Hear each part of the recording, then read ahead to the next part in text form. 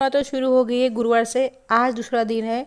आज है माँ तारा का दिन। पहला दिन था माँ काली का, दूसरा दिन है माँ तारा का।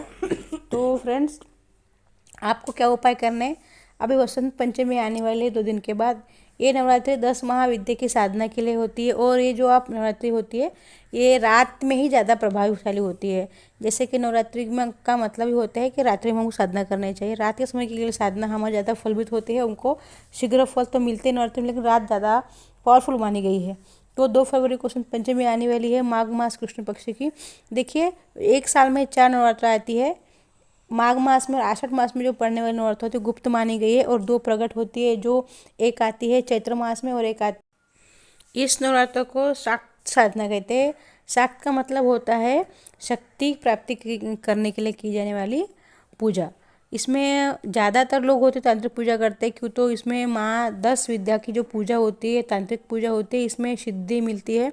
और जिस 10-9 दिनों में हम जो भी कुछ गुप्त रूप से जो पूजा पाठ करते हैं वो सिद्ध तो होते हैं, लेकिन उसका उत्तम फल भी हमको प्राप्त होता है।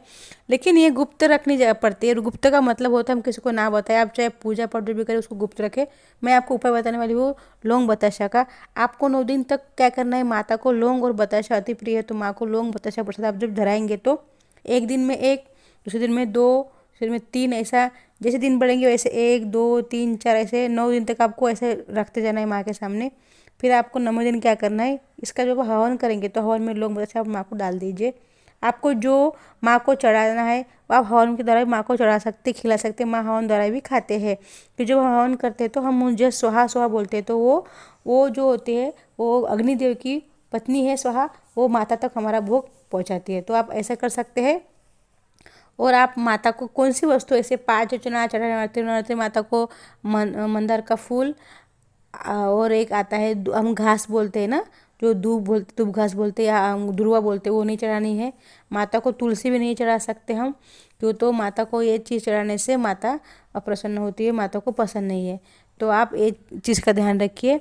बहुत सारे लोग होते हैं नॉनवेज नहीं खाते हैं, मांस मदिरा का श्रवण जो होते वो नहीं खाते नहीं है, नहीं खाना चाहिए। लेकिन लहसुन प्याज भी नहीं खाना चाहिए। लेकिन जो लोग खाते हैं उनके लिए तो मैं नहीं कहना चाहती, लेकिन खाना नहीं चाहिए, ये हमारे ग्रंथ में लिखा गया है।